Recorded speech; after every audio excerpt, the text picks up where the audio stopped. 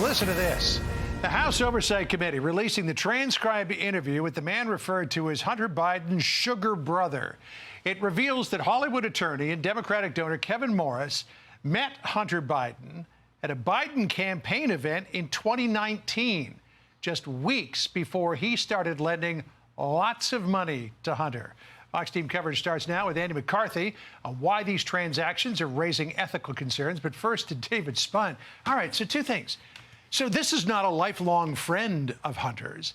And how much money has he given him? Well, it's not. They met in 2019, as you mentioned. We're talking just under $5 million. That's according to this transcript. Now, they met just a few years ago, but they've since become close friends, John. Even though Kevin Morris eventually helped Hunter with his tax problems, Hunter Biden is heading to trial in California for failing to pay almost $1.5 million in taxes in a timely manner. In this new transcript out this morning, Kevin Morris told the committee, quote, "With respect to the loans, I am confident that Hunter will repay. I did not and do not have any expectations of receiving anything from Hunter's father or the Biden administration in exchange from helping Hunter, nor have I asked for anything from President Biden or his administration. My only goal was and is to help my friend and client." And House Republicans, John, yesterday released a transcript featuring Hunter's art gallerist. In this transcript, George Burgess, the gallerist, was asked, quote,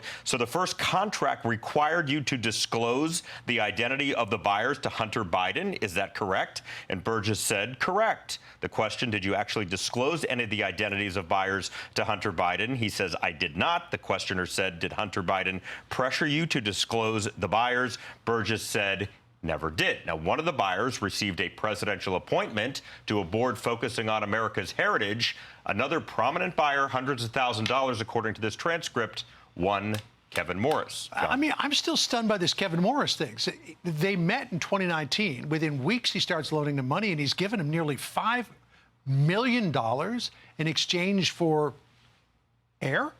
That's the question they want to know. They became close friends, and a lot of it is not even tax money. A lot of it was for security and other expenses, according to this transcript that was released. Good Lord, why can't we all have friends like that? David, thank you. Thanks. Sandra? All right, Andy McCarthy now, a former assistant U.S. attorney and a Fox News contributor. Andy, great to see you. I want to dig into the improper relationship with the prosecutor involved in the Trump case in just a second. But to Hunter Biden and these art dealings, let's flash back to Jen Psaki on this concept of a process for identifying the buyers of Hunter Biden's art. This is 2021, her defending Hunter's art sales. Watch.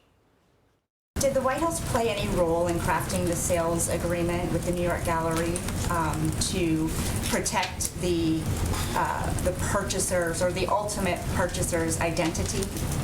Well, I can tell you that after careful consideration, a system has been established that allows for Hunter Biden to work in his profession within reasonable safeguards. Gallerists will not share information about buyers or prospective buyers, including their identities with Hunter Biden or the administration, which provides quite a level of protection and transparency. Okay, so keeping that in mind, how big is this? I mean, if there really was a directive to reveal the identity of a purchaser of Hunter Biden's art, apparently that was set on the record, then retracted. Then we look back to that moment from Jen Psaki. That person could have huge influence in the White House. Yeah, that's exactly right, Sandra. But it's kind of another brick in the wall if you think about it, because what this whole investigation is about is the purchase of influence. And so far, the House committees have shown $24 million in just a 5-year period going into the Biden family coffers. This is just another part of this, and I imagine that's why it may be indistinguishable from the greater whole in other people's minds. If I could just for a moment go back to John's question about the interesting relationship between Kevin Morris and Hunter Biden, I've been trying to call attention to this for about a year now. Hunter quietly transferred to Kevin Morris his 10% stake in a Chinese investment vehicle that he established at the time Joe Biden was vice president in the Obama administration. That vehicle, the 10% stake in that, this is a Chinese entity that has a raft of unique business opportunities because his partners in this venture are like the Bank of China, the Chinese Development Bank, et cetera. They actually manage, I think, over $2 billion in investment, and that 10% stake may be worth millions and millions of dollars. It's surprising to me that more attention hasn't been called to it. I mean, just the details. I mean, clarification is needed.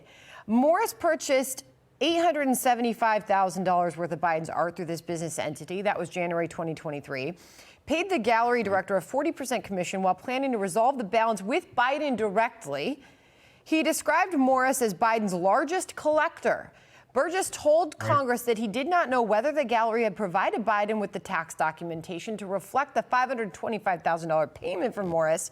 He also recalled seeing a piece of art in Morris's home that the gallery director had not sold, indicating that Morris had obtained it elsewhere, perhaps from Biden directly. How concerning is that? Well, look, I think it's all very concerning, and I don't want to beat a dead horse here, but it's possible that this stake in this Chinese venture dwarfs the kinds of money we're talking about, even if it's over $5 million that's been transferred from Morris to Biden with no apparent plan for repayment. I suspect that's because repayment may not be necessary, depending on how valuable the stake of this Chinese investment is. The Washington Post, meanwhile, in the situation with Fani Willis, asking the question, what in the world was Fani Willis thinking? Pointing out the situation is a disaster, this improper relationship with the prosecutor going public as these divorce documents are unsealed. We put together a map, Andy, of Willis and Wade's alleged travel. I mean, Napa Valley, San Francisco, Miami, and beyond. This is Andrew Cherkosky on Newsroom this morning suggesting possible criminal liability now for Willis. Listen. And the problem becomes if you appoint someone and then all of a sudden you're getting elaborate trips and all sorts of favors from that individual and the case drags on forever, is that actually a criminal act? Is that something like honest services fraud? So I think Fonnie Willis has to think primarily about her criminal liability here. And what should happen next here, Andy, in your opinion? Yeah, that's exactly right. There should be a state investigation. There should be a federal investigation under the auspices of the fraud laws and the embezzlement laws and so on. But I would still say, Sandra, the biggest problem with Fani Willis's case is Fani Willis's case. It's incoherent. Legally, it doesn't hang together. This obviously is going to get a great deal of attention, as it should, because it's salacious and it goes to the honesty of the people who brought this. But at the end of the day, the case is a mess. Andy, real quick, I just have a few seconds here, but this is just coming into our newsroom right now via our Supreme Court team. A federal appeals court has denied former President Trump's request for another hearing over the gag order imposed by the federal judge in the special counsel's prosecution in the January 6 election interference case. What does this mean? How big of a deal is it, Andy? It's a big deal, but it's the difficulty we're going to see again and again, Sandra, between the need to administer justice in the four corners of these criminal prosecutions and Trump's right to run for president, which is constitutional in nature.